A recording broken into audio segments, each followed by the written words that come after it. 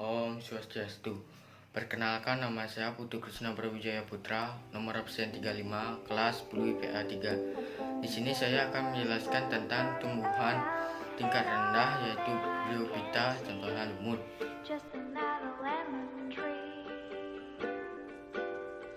Tumbuhan lumut atau Bryophyta. Lumut adalah tumbuhan hijau di mana gametotif adalah generasi dominan. Mereka kekurangan saluran air dan pengatur makanan xilem dan phloem masing-masing. Kebanyakan lumut tumbuh di darat, tetapi sebagian besar terbatas pada lingkungan yang lembab. Mereka tidak memiliki akar yang benar, tapi memiliki bertabuh dengan bantuan rizoid. Ciri-ciri tumbuhan lumut Bryophyta.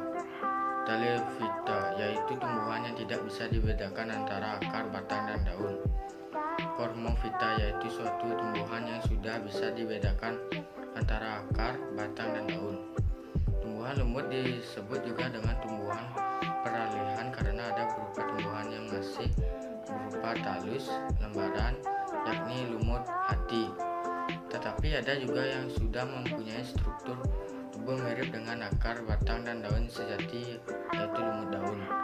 Tumbuhan lumut juga memiliki suatu tumbuhan pelopor atau vegetasi perintis, yang tumbuh di suatu tempat dan sebelum tumbuhan lain mampu tumbuh. Tumbuhan ini berukuran makroskopis 1-2 cm dan ada juga yang mencapai 40 cm. Tumbuhan ini tumbuh yang berbentuk mempunyai dua bentuk generasi, yakni generasi gametofit dan generasi sporofit. Lumut ialah tumbuhan talus yang hidupnya di tempat lembab dan autotrof.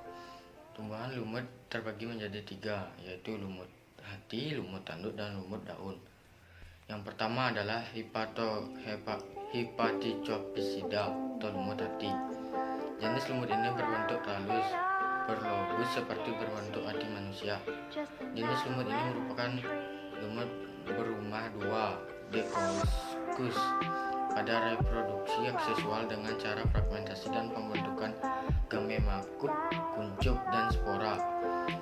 Gemacup yaitu struktur khas yang terdapat pada suatu gametotip yang berupa mangkok yang mengandung suatu kumpulan lumut kecil.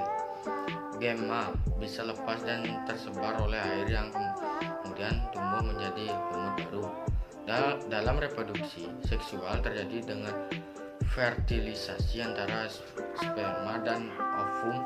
Jenis lumut ini berbentuk zigot, contohnya Marchantia polympra. Yang kedua adalah Antheceropsida, lumut tanduk. Lumut tanduk disebut juga dengan Atrechopsida, pada gametotip mirip dengan lumut hati, sedangkan perbedaan terletak pada sporofitnya. Sporofit lumut tanduk memiliki kapsul memanjang yang tumbuh seperti tanduk dari gametotip. Contohnya Anticoropus laevis, lumut tanduk. Yang ketiga yaitu Bryophyta, lumut daun. Bryophyta ialah lumut sejati karena yang bentuk tumbuhnya mirip dengan tumbuhan kecil yang mempunyai bagian akar, rhizoid, batang, dan daun. Hidupnya yang berkelompok untuk membentuk hamparan tebal seperti buludru, contohnya Polytrichum dan Sphagnum. Manfaat tumbuhan lumut Bryophyta, yaitu beberapa spesies Sphagnum bisa digunakan untuk obat kulit dan mata. Yang kedua, pada beberapa tumbuhan lumut yang tumbuh di hutan, hujan bisa digunakan sebagai penahan erosi dan untuk menyerap air.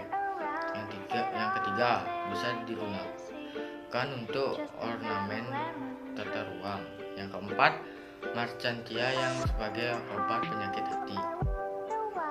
Tumbuhan paku Petriodiphyta. Tumbuhan paku ialah suatu tumbuhan yang sudah mempunyai akar, batang, dan daun sejati yang berkembang biak dengan spora. Cormophyta berspora dan mempunyai pembuluh angkut xilem dan phloem, mempunyai klorofil juga, berakar serabut dan mengalami suatu pergiliran keturunan. Ciri-ciri tumbuhan paku Petriophyta. pada akar, batang dan daun bisa dibedakan. Yang kedua, spora yang dihasilkan pada sporofil, terutama pada bawah daunnya. Yang ketiga, daunnya mudahnya tumbuh menggulung. Jenis-jenis tumbuhan paku Petrophyta.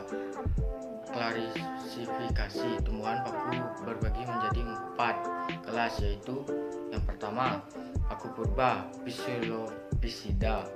Jenis tumbuhan paku ini spesiesnya hampir punah, yang tersisa 10-13 spesies. Jenis tumbuhan paku ini menghasilkan satu jenis spora, Homospora. Pada gametofotilnya tidak mempunyai klorofil. Nutrisi yang diperoleh dari simbiosis dengan jamur, contohnya Rhina dan Psilocybum. Yang kedua, paku kawat atau Leucopsida. Yang pertama, jumlah spesies lebih kurang dari 100, bisa menghasilkan 2 jenis spora heterospora. Yang ketiga, pada sporangium terdapat pada Strobilus yang berbentuk kerucut. Yang keempat, pada gametotip tidak berklorofil. Yang kelima, gametotip ada yang uniseksual dan biseksual, contohnya Selaginella dan Leucopodium. Yang ketiga, paku ekor kuda atau Sphenopsida. Yang pertama, ciri-cirinya jumlah spesiesnya lebih kurang 15 spesies. Yang kedua, habitatnya pada tempat lembab daerah subtropis. Yang ketiga, jenis ini juga disebut dengan ekor kuda karena bentuknya batangnya seperti ekor kuda. Yang keempat, sporangium berupa Strobilus. Yang kelima, jenis merupakan paku Homospora. Yang keenam, pada gametotip mempunyai klorofil.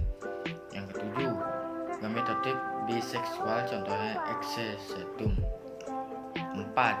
Paku sejati atau Petrosopsida.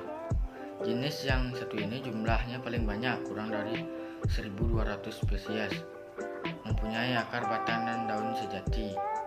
Pada daun mudanya tumbuh menggulung atau Circinatus, contohnya Semanggi, Marsilea, Serenata, Suplir, Anuntum, Canetum.